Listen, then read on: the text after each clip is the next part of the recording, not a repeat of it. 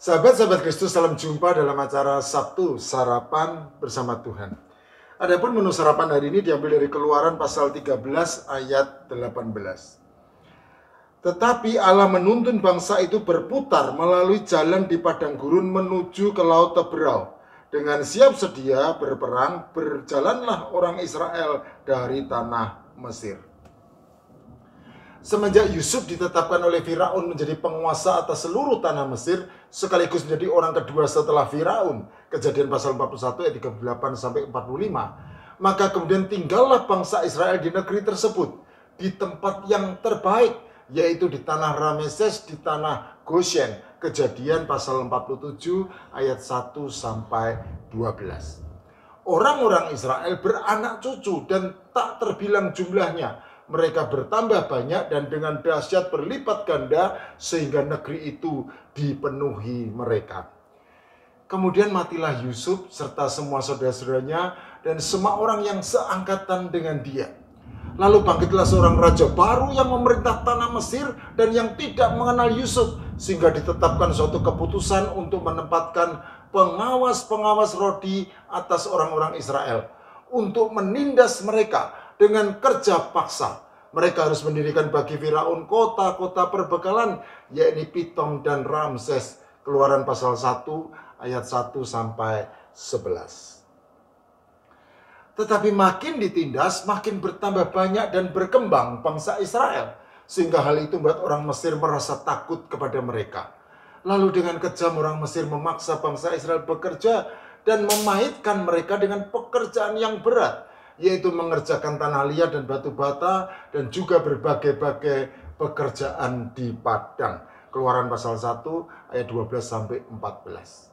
Penindasan itu berlangsung puluhan tahun sampai lahirlah Musa yang kemudian tampil sebagai pembebas dan memimpin bangsa Israel keluar dari tanah Mesir. Atas perintah Tuhan, Musa menghadap Firaun agar bersedia membiarkan bangsa Israel pergi dari tanah Mesir menuju Kanaan. Tetapi Firaun menolak dengan keras dan bahkan memerintahkan untuk menindas bangsa Israel dengan lebih hebat lagi. Keluaran pasal 5 ayat 1 sampai 9. Itulah sebabnya Tuhan kemudian menimpakan tulah demi tulah yang dahsyat atas Mesir sampai tibalah tulah ke-10.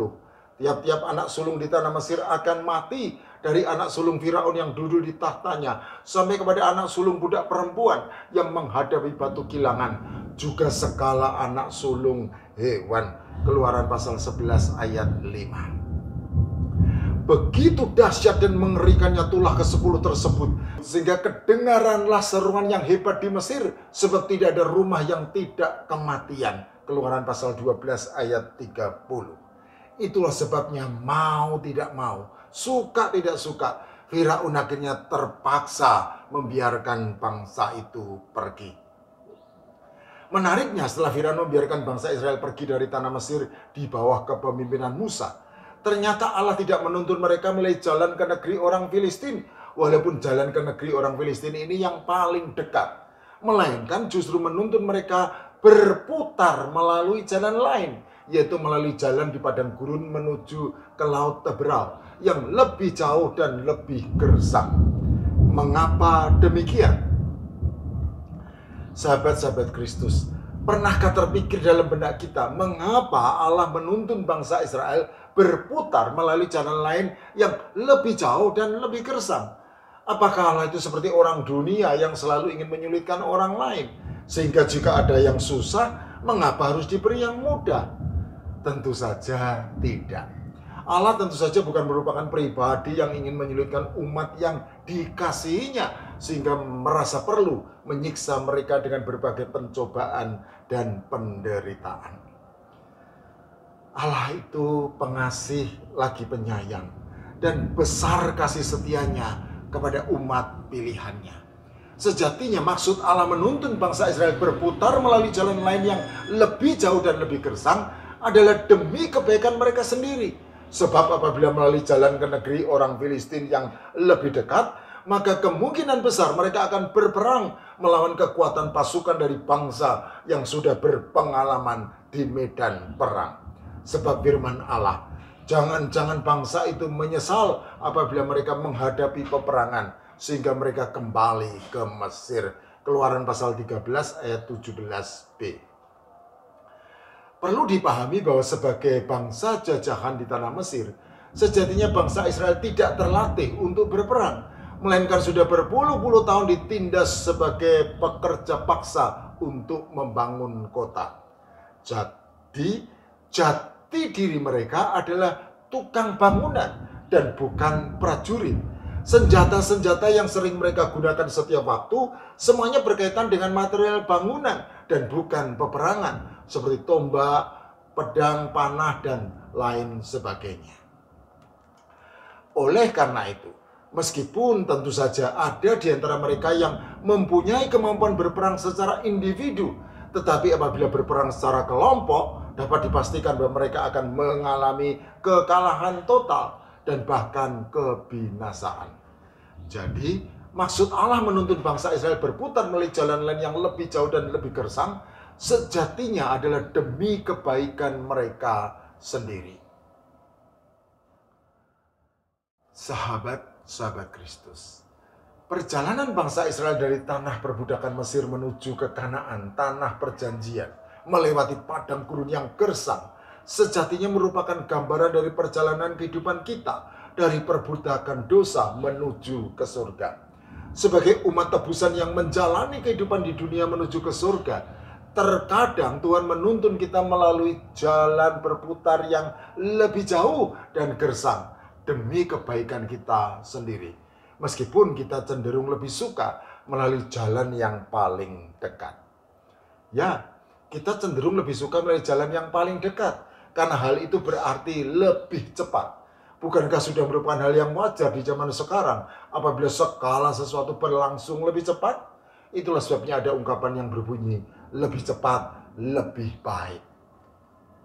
Apabila kita sedang sakit, kita maunya ya cepat sembuh. Kita berdoa kepada Tuhan dan memohon supaya sakit penyakit segera disingkirkan dari tubuh kita. Ketika tidak kunjung sembuh, maka kemudian kita menjadi kecewa, bahkan marah kepada Tuhan.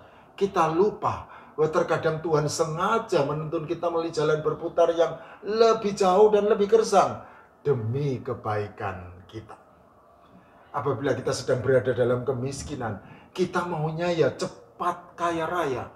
Kita berdoa kepada Tuhan dan memohon supaya berkatnya segera dicurahkan melimpah dari surga. Ketika tidak kunjung kaya raya, maka kemudian kita menjadi kecewa, bahkan marah kepada Tuhan. Kita lupa bahwa terkadang Tuhan sengaja menuntun kita melalui jalan berputar yang lebih jauh dan lebih gersang demi kebaikan kita.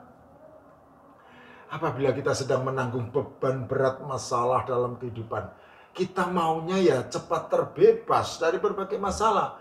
Kita berdoa kepada Tuhan dan memohon supaya kuasa-Nya segera menyingkirkan segala beban berat masalah kehidupan tersebut.